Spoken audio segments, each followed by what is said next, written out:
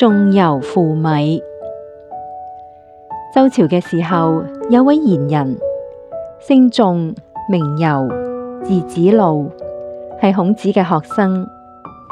小時候家裏面貧困，日日食嘅都係泥、藿一類唔好嘅野菜。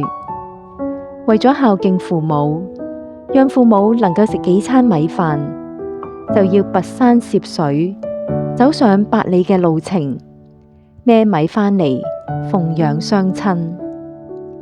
後嚟父母相繼去世，佢就到南方遊歷。到楚國嘅時候，楚王敬慕佢嘅學問人品，就聘請佢做官。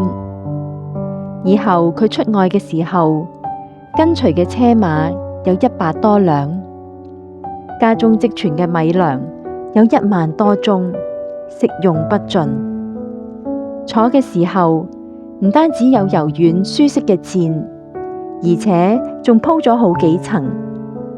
食飯嘅時候，台上邊擺滿咗盛住菜肴嘅鼎，但佢嘅心中卻不免感慨，如今自己有能力讓父母享福，但係父母卻已不在人世啦，不禁長嘆話：而家雖然富貴啦，就係想過以前嗰種食野菜，為父母到百里外孭啲米返嚟嘅生活，亦無法辦到啦。呢個叫我點唔傷心呢？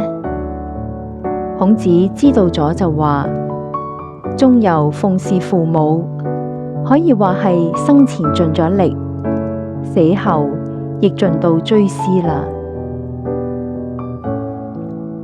子路盡力，負米奉親，親沒是楚，嘆不及貧。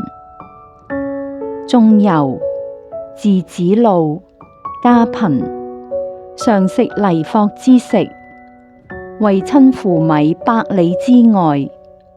親沒，南遊於楚，從居百乘，積粟萬鐘，女因而坐，列鼎而食，乃嘆曰：雖欲食泥藿，為親負米，不可得也。